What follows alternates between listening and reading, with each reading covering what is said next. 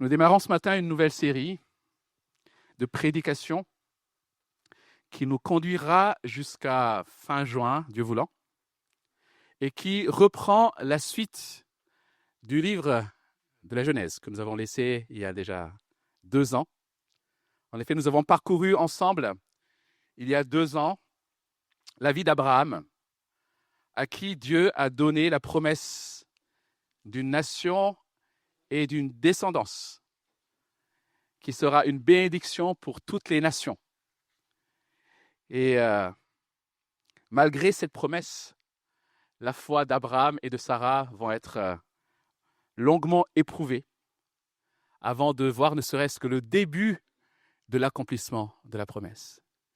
Et nous avons vu notamment lors de ce parcours que Dieu est fidèle dans ses promesses. Et nous avions intitulé ce parcours, si vous vous souvenez, pour ceux qui étaient là, une petite foi en un grand Dieu. L'accomplissement des promesses de Dieu ne repose pas sur la capacité des hommes, mais sur la capacité de Dieu à garder ses promesses et à être fidèle. Donc nous poursuivons ce matin notre lecture et nous en sommes donc après la mort d'Abraham au chapitre 25 à partir du verset 19. Genèse chapitre 25 à partir du verset 19. Voici la lignée d'Isaac, fils d'Abraham. Abraham eut pour fils Isaac.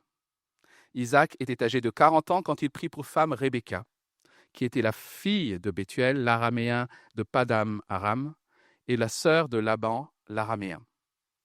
Isaac supplia l'Éternel pour sa femme, car elle était stérile.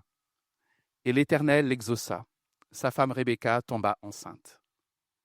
Les enfants se heurtaient à l'intérieur d'elle-même, et elle dit, « Si telle est la situation, pourquoi suis-je enceinte ?» Elle alla consulter l'Éternel, et l'Éternel lui dit, « Il y a 2 nations dans ton ventre, et 2 peuples issus de toi se sépareront. Un de ces peuples sera plus fort que l'autre, et le plus grand sera asservi au plus petit. » Le moment où elle devait accoucher arriva, et voici qu'il y avait des jumeaux dans son ventre. Le premier sortit roux et tout couvert de poils, comme un manteau. On l'appela Ésaü. Ensuite sortit son frère, dont la main tenait le talon d'Ésaü. On l'appela Jacob. Isaac était âgé de 60 ans à leur naissance. Ses enfants grandirent. Ésaü devint un habile chasseur, un homme de la campagne, alors que Jacob était un homme tranquille qui restait sous les tentes. Isaac aimait Ésaü parce qu'il lui amenait du gibier, et Rebecca aimait Jacob. Tandis que Jacob faisait cuire un potage, Ésaü revint des champs, accablé de fatigue. Ésaü dit à Jacob, « Laisse-moi manger de ce roux, de ce plat roux, car je suis fatigué. » C'est pour cela qu'on a donné à Ésaü le nom d'Édom. Jacob répondit, « Vends-moi aujourd'hui ton droit d'aînesse. » Ésaü répondit, « Je vais mourir. À quoi me sert ce droit d'aînesse ?» Jacob dit, « Jure-le-moi d'abord. » Il le lui jura. Il vendit son droit d'aînesse à Jacob. Alors Jacob donna du pain et du potage de lentilles à Ésaü. Il mangea et but, puis se lava et s'en alla. C'est ainsi qu'Ésaü méprisa le droit d'aînesse. Jusqu'ici, la lecture de la parole de Dieu. Nous constatons d'emblée dans ce récit que la lignée d'Isaac ne mettra pas simplement en avant Isaac et Rebecca, mais aussi Jacob et Ésaü, la 3e génération. Désormais, on comprend que c'est dans la dynamique de la famille, ensuite du clan et enfin du peuple, que se dérouleront les intrigues autour de la promesse. Comment Dieu va-t-il accomplir sa promesse?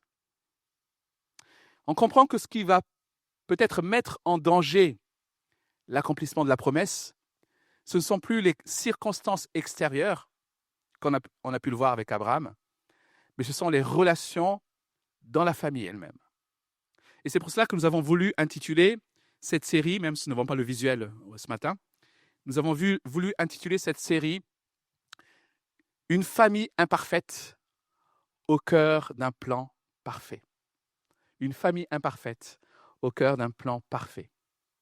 Dès le début du récit, dans le passage que nous étudions ce matin, le décor est planté. Il y a des crises, il y a des conflits, il y a du favoritisme, il y a un marché de dupes. Et donc, on peut se poser la question, mais comment Dieu va-t-il s'y prendre? Comment l'accomplissement de la promesse divine va-t-elle trouver son chemin dans ces méandres de cœur tortueux? Et je propose de parcourir cette histoire ce matin avec ses rebondissements et en tirer quelques leçons pour nous ce matin. Tout d'abord, nous avons cette crise et cette annonce étonnante, les versets 19 à 22. Une crise et une annonce étonnante. Dès le verset 19, l'auteur rappelle que Isaac est le fils d'Abraham. Il veut souligner par là que ce récit est à comprendre dans le contexte, je l'ai dit, de la lignée de la promesse. C'est cela qui est en jeu en filigrane dans cette histoire. Quand vous lisez la Genèse, c'est de cette manière qu'il faut comprendre. La lignée de la promesse d'Abraham.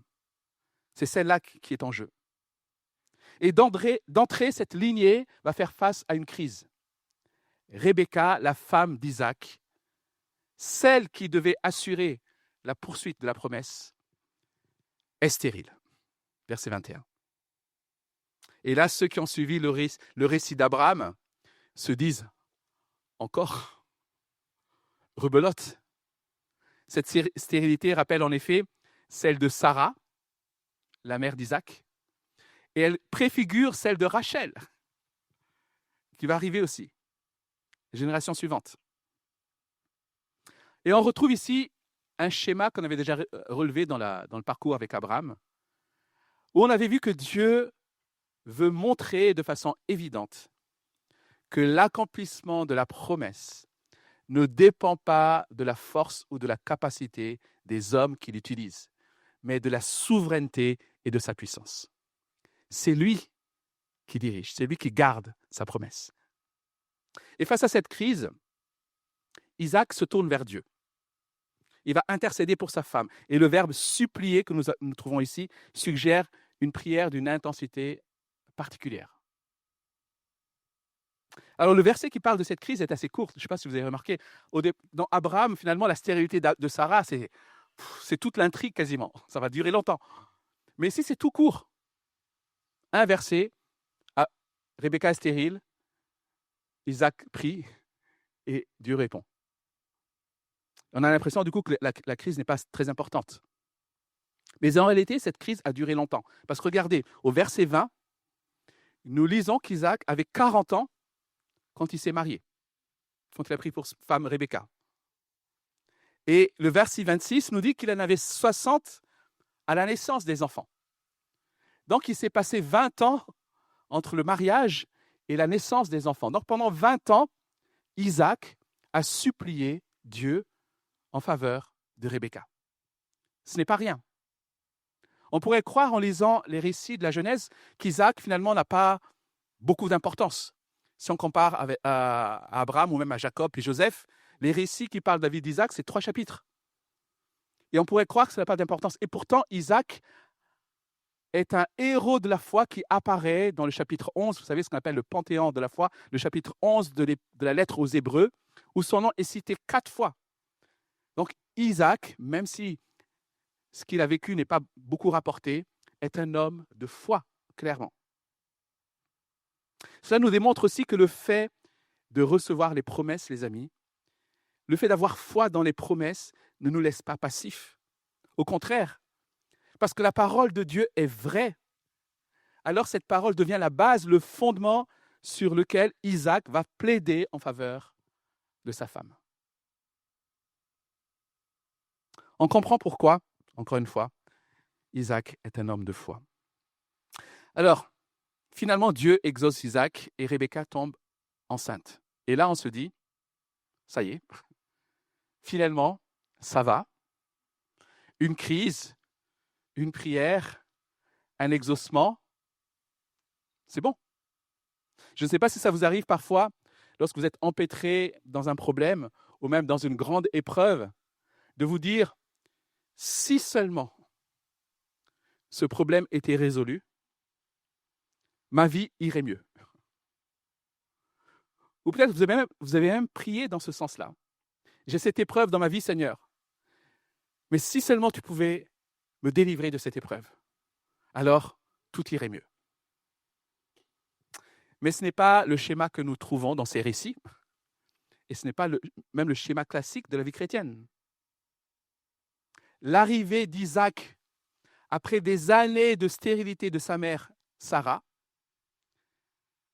n'a pas assuré la suite de la promesse, parce que Rebecca est stérile. Et ici, maintenant que le problème de la stérilité de Rebecca est résolu, on se dit, cette fois-ci, c'est bon. Mais la grossesse n'est pas de tout repos. La réponse à la prière n'est pas synonyme de tranquillité, les amis. Verset 22, les enfants se heurtaient à l'intérieur d'elle. Et Rebecca est tellement accablée par cette violence dans son ventre, parce que le mot heurter est fort, hein, elle est tellement accablée par cette violence dans son ventre qu'elle se dit, si telle est la situation, pourquoi suis-je enceinte? Dans le texte original, c'est même dit, pourquoi suis-je tout court? C'est fort. Elle se demande, finalement, à cause de cette violence dans son ventre, quel est le but de son existence et de sa grossesse? À quoi ça sert, quoi? Vous imaginez, elle avait prié 20 ans avec son mari pour être enceinte, et maintenant qu'elle est enceinte, elle se dit, mais tout ça pour ça? On imagine que lorsque Dieu répond aux prières, alors ça va forcément bien se passer. On imagine que la bénédiction rime avec confort et joie. Mais non, c'est la cata, la grossesse.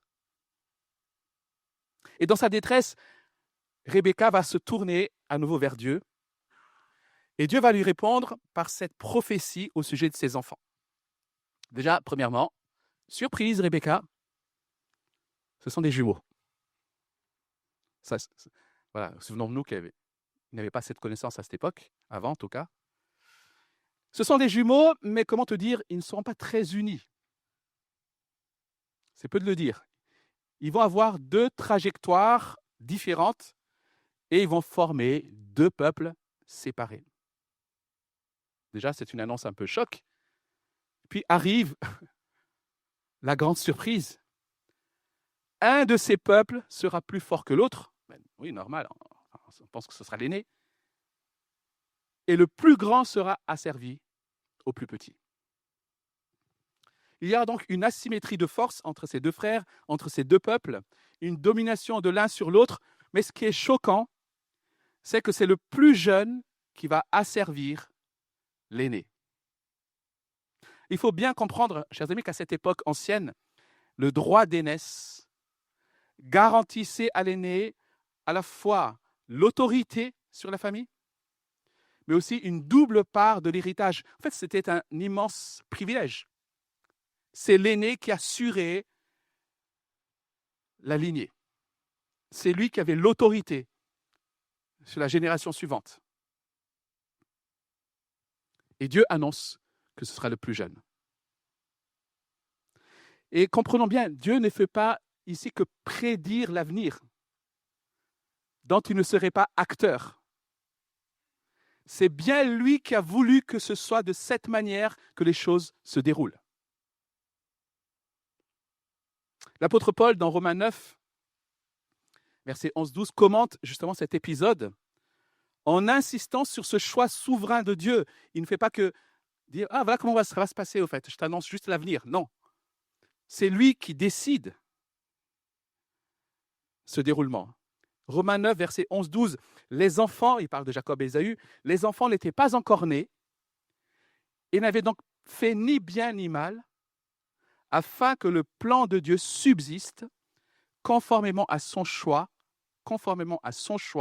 et sans dépendre des œuvres, mais de celui qui appelle, quand il a dit à Rebecca, l'aîné sera asservi au plus jeune. Paul souligne que le choix de Dieu, donc de Jacob au détriment d'Ésaü, n'est pas fondée sur les œuvres de Jacob, n'est pas fondée sur le caractère de Jacob, n'est pas fondée sur quelque chose que Dieu voit de Jacob dans l'avenir, mais uniquement sur son libre choix, sur sa souveraineté. Finalement, s'il avait décidé de choisir Jacob pour son œuvre, son caractère, il aurait suffi en quelque sorte qu'il fasse sortir Jacob en premier. Ça aurait été plus simple. Il n'y aurait pas eu toutes ces manigances par la suite. Il aurait suffi que Jacob soit l'aîné, finalement. Mais Dieu veut montrer que ses plans ne sont pas nos plans. Il n'est pas soumis à notre logique, il n'est pas soumis à nos coutumes. Il fera la même chose plus tard pour Joseph, qui deviendra le plus grand de tous ses frères aînés. Il fera la même chose avec David, plus tard encore, qui sera roi, bien qu'il était le plus jeune et le moins important des fils de Jessé. C'est une bonne nouvelle, les amis. Parce que si Dieu utilise des gens imparfaits comme vous et moi pour accomplir son plan, avec nos manquements et nos échecs, Dieu s'assure et s'assurera que toute gloire lui revienne en étant fidèle dans ses promesses et en assurant l'accomplissement de ses plans. Il conduit l'histoire. L'histoire d'Isaac commence donc par une crise et par cette annonce étonnante qui montre que Dieu est aux commandes de tout ce qui se déroule et que c'est lui qui garantit l'accomplissement de ses promesses. Deuxième étape, les deux frères, que tout oppose, versets 25 à 28. Après cette grossesse pénible, donc, arrive la naissance des jumeaux. Et parler de faux jumeaux ne serait pas suffisant pour décrire la différence entre les deux, tant ils sont opposés. Verset 25, le premier sortit roux et tout couvert de poils comme un manteau. Et là, j'imagine la réaction des parents lorsqu'ils voient sortir ce bébé avec toute cette pilosité. Le choc, c'était remarquable. Apparemment, c'était quelque chose de particulier quand même. Hein. C'est bien qu'ils vont appeler cet enfant le poilu, Ésaü. C'est littéralement cela. Hein. Ensuite vient le second bébé, qui est littéralement accroché au premier, puisqu'il tient son frère par le talon. Comme s'il voulait sortir en premier, littéralement, il le talonne. Déjà bébé, ce deuxième démontre son désir de rattraper le premier pour le supplanter. De le prénom qu'il va recevoir, Jacob. C'est un nom qui dérive à la fois du mot talon, mais qui a aussi le sens de supplanter. Et cette différence flagrante dès la naissance, en tout cas au niveau physique, se confirmera aussi par leur caractère lorsqu'ils vont grandir et par leur trajectoire de vie complètement opposée. Verset 27, ces enfants grandirent. Ésaü devint un habile chasseur, un homme de la campagne, alors que Jacob était un homme tranquille qui restait sous les tentes. Ésaü était un habile chasseur. C'était un peu Rambo, quoi. Caractérisé par la force physique, qui aime l'action. Vous savez, c'est celui qu'on imagine très bien que lui va se débrouiller. Même s'il est paumé en forêt, il s'en sortira, il va survivre. Bref, selon les caractères de cette époque, et peut-être encore aujourd'hui, il était évident qu'Ésaü était destiné à réussir et à diriger. C'était le mec, quoi. À l'inverse, Jacob est décrit comme un homme tranquille. En fait, le mot tranquille, c'est le mot calme aussi. Un mec plus posé, on va dire. Plus réfléchi peut-être aussi. L'expression « qui restait sous les tentes » ne veut pas dire qu'il était en train de dormir sur son hamac toute la journée. Mais ça n'indique pas nécessairement de la paresse en tout cas. Mais ça suggère que Jacob était plus intéressé par l'administration de la maison. Comme s'il se préparait à un rôle, en quelque sorte. C'est juste l'hypothèse ici. En tout cas, on imagine à quel point la cohabitation entre ces deux frères, dans tout opposé, devait être difficile. Mais par-dessus tout cela, on apprend en plus que chaque parent avait son favori. Ésaü, c'est le fils à papa. Et Jacob, le fils à maman. Et l'auteur tient à préciser que l'amour d'Isaac pour Ésaü, ce n'était pas vraiment lié au caractère d'Ésaü. C'est parce qu'il rapporte du gibier. Donc on voit ici même que Isaac est conduit un peu par son ventre aussi. Alors que de l'autre côté, il est dit simplement que Rebecca aima Jacob. Ah oui, c'est ça, aima Jacob. Le texte ne donne pas de justification, mais le contexte peut nous laisser penser qu'elle aimait Jacob parce que Dieu l'avait désigné comme héritier.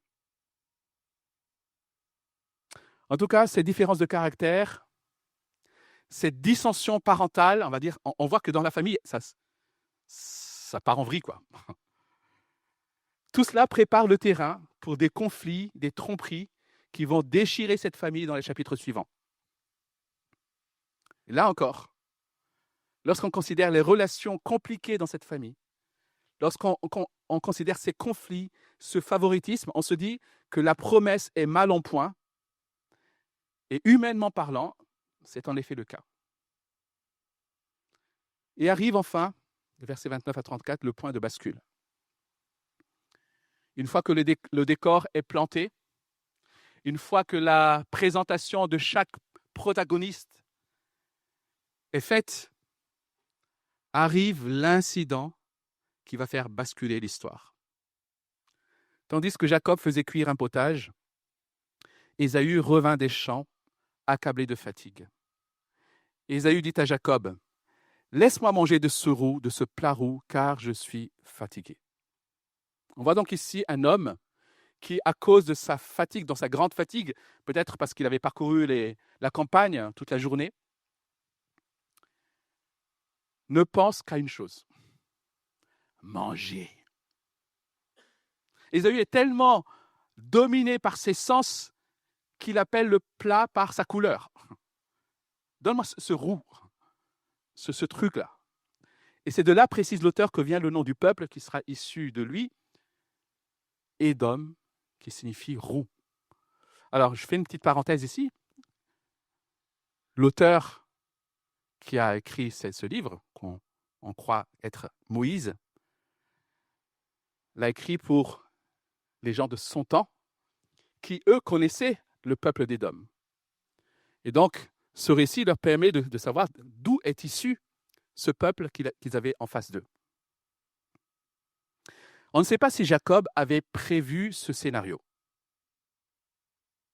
Il savait, en tout cas, certainement, à quel moment Ésaü avait l'habitude de rentrer et qu'il était généralement fatigué. On peut donc imaginer qu'il a peut-être préparé ce potage juste au bon moment et, vous savez, mis un petit coup de feu supplémentaire pour que la fumée arrive, enfin l'odeur arrive au nez d'Ésaü au bon moment. C'est une supposition. Ce qui est sûr, c'est que Jacob va saisir la requête d'Ésaü pour lui proposer un marché qui révèle clairement son désir, son aspiration à supplanter. Vends-moi aujourd'hui ton droit d'aînesse. Il ne rate pas l'occasion. Direct. Vends-moi aujourd'hui ton droit d'aînesse. Et je le rappelle, le droit d'aînesse était un privilège légal et spirituel énorme. C'était immense. On n'imagine pas à quel point aujourd'hui. Il incluait une double part de l'héritage, je l'ai dit tout à l'heure, mais surtout, il transmettait le rôle de chef spirituel de la famille à l'aîné. Et donc, dans le contexte ici, il transmettait le rôle de porteur de l'alliance d'Abraham. L'aîné devait être celui qui allait hériter de la promesse d'Abraham. C'est donc un marché de dupes que propose Jacob ici. Mais Ésaü ne fait qu'écouter son ventre. Je vais mourir. À quoi me sert ce droit d'aînesse?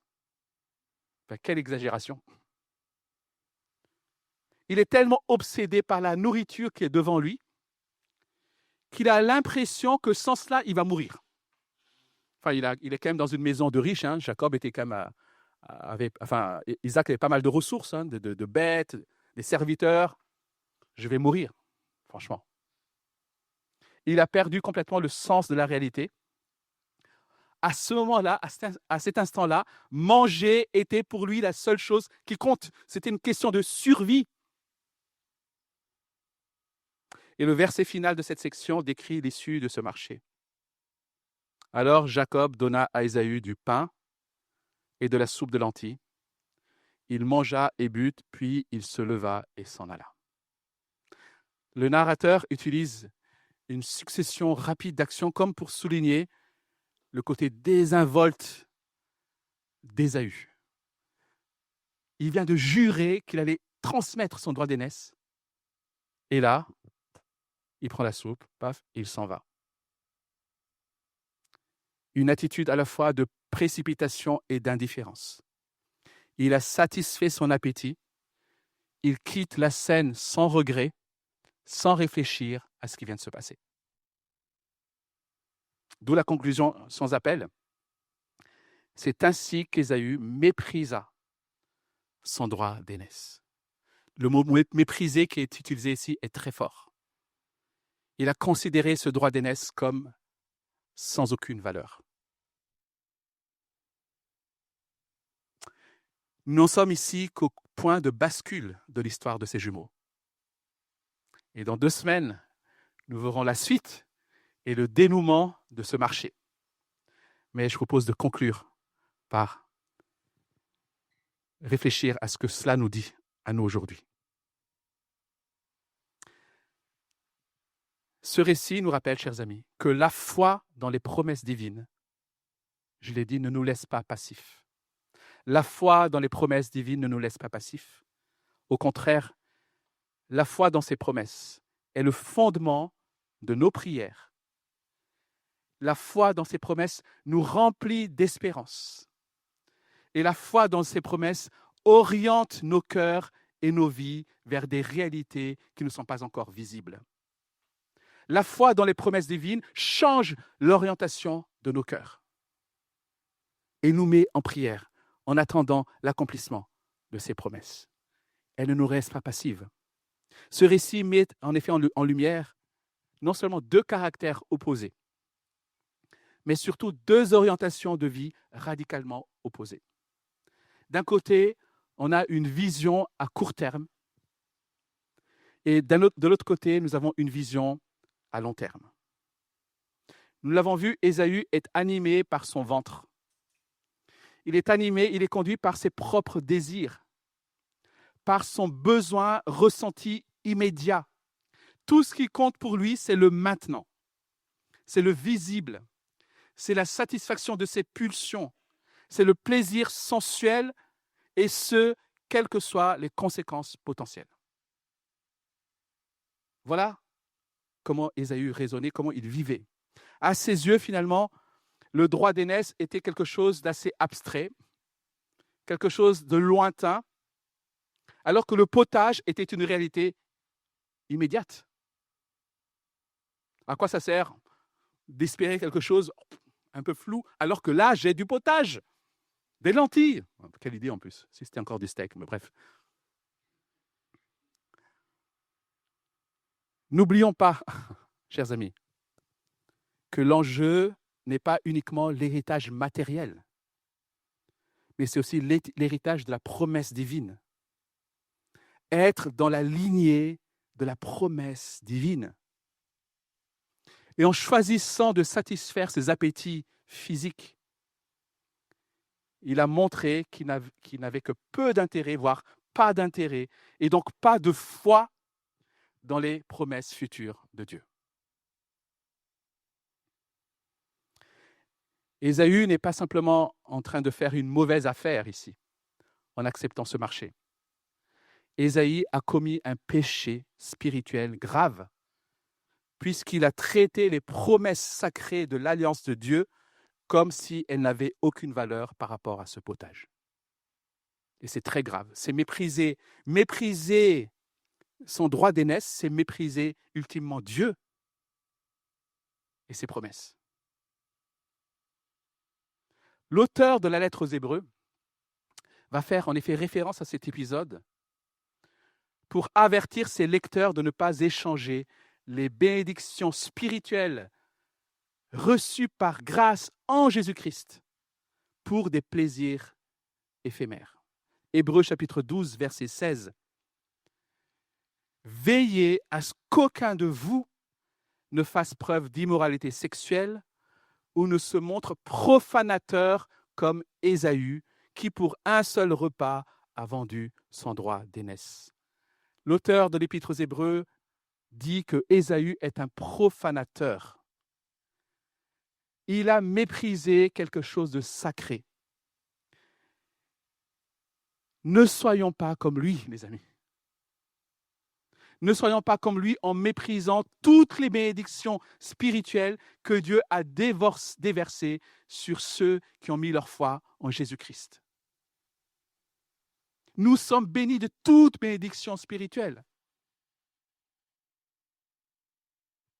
Et l'auteur ici voulait souligner presque l'aspect stupide, absurde du comportement d'Ésaü. En fait, si vous lisez ce récit, il y a presque de l'humour là-dedans, l'histoire de couleurs, de roues. Mais il y a un côté stupide pour nous avertir de ne pas tomber à notre tour dans ce comportement stupide et absurde. Quand on y réfléchit, en effet, comment pouvons-nous prendre le risque d'échanger une promesse de vie éternelle, d'échanger le royaume des cieux, d'échanger la communion avec celui qui nous a tant aimés et qui s'est donné pour nous, d'échanger une gloire à venir contre un plaisir et une gloire d'un instant, éphémère, illusoire que propose ce monde. Comment pouvons-nous même mettre ces choses-là en balance, quoi, en concurrence? C'est absurde, les amis. Et pourtant, c'est ce que nous faisons. C'est ce que nous faisons régulièrement. Et à l'opposé de cette vision à court terme et terrestre qu'avait Ésaü, le profanateur, nous avons la foi d'Isaac, qui lui a permis de tenir 20 ans en suppliant Dieu. Il a tenu bon. Et nous avons surtout la vision à long terme de Jacob. Alors on peut reprocher à Jacob son opportunisme, peut-être sa ruse. Mais notons que le texte ne porte pas de jugement moral sur cette méthode, parce que le texte met l'accent sur l'ambition de Jacob. Jacob a considéré le droit d'aînesse à sa juste valeur. Il semble avoir compris que la bénédiction de l'alliance était le bien le plus précieux qu'un homme puisse posséder. C'était ça, l'ambition de Jacob. Et tenant compte justement de la valeur de ces promesses divines, Jacob va tout faire ce qui est en son pouvoir pour les obtenir. Et regardez écoutez ce que Jésus a enseigné dans Matthieu 13, versets 45-46, Matthieu 13, 45-46, le royaume des cieux ressemble encore à un marchand qui cherche de belles perles. Lorsqu'il a trouvé une perle de grande valeur, il est allé vendre tout ce qu'il possédait et l'a acheté. C'est ce qu'a fait Jacob ici. Cela ne veut pas dire que Jacob était irréprochable. Son caractère aura besoin d'être purifié. Son caractère aura besoin d'être transformé. Et on va le voir au fur et à mesure. Mais ce qui ressort ici, c'est que son cœur était orienté vers ses richesses spirituelles. Ce qui ressort ici, c'est l'orientation de son cœur. Et ce contraste entre les deux frères nous appelle ce matin à examiner nos propres cœurs, nos propres priorités. Nous appelle à examiner l'orientation de nos vies. Et cela revient à ce que nous avons entendu la semaine dernière pour ceux qui étaient là. Vers quoi est-ce que tu cours? Qu'est-ce que tu ambitionnes d'obtenir? Qu'est-ce qui occupe tes pensées? Sur quoi fondes-tu tes ambitions? Que le Seigneur nous révèle à nouveau, chers amis, la beauté, la valeur des promesses et des bénédictions que nous avons en Jésus-Christ, que nous avons déjà reçus en Jésus-Christ, afin que jamais, au grand jamais, nous puissions les échanger contre des plaisirs éphémères, contre des plats de lentilles. Je vais prier. Notre Dieu, merci encore pour ta parole ce matin. Merci parce que par ce récit, finalement assez simple à comprendre, tu veux aussi nous interpeller de façon claire. Merci de nous avoir rappelé ce matin que nous sommes héritiers de bénédictions beaucoup plus grandes que les bénédictions matérielles, que les héritages matériels. Nous sommes bénis de toute bénédiction spirituelle en Jésus-Christ. Aide-nous, Seigneur, à mieux comprendre ces choses-là, à mieux comprendre notre identité, à mieux comprendre notre destinée, à mieux comprendre qui est Christ pour faire de lui notre plus grand bien, notre bien suprême, pour courir vers lui chaque jour. Garde-nous, Seigneur, de prêter oreille aux mensonges de ce monde, aux manœuvres de séduction de ce monde. Garde-nous du mal et que nous puissions en effet répondre à ce commandement de Christ de chercher d'abord son royaume et de faire de cela notre priorité. Merci aussi de nous avoir rappelé ce matin, Seigneur, que tu es ce Dieu fidèle, qui est souverain sur tes promesses et qui a la capacité de les accomplir parfaitement. Loué sois-tu dans le nom de Jésus-Christ. Amen.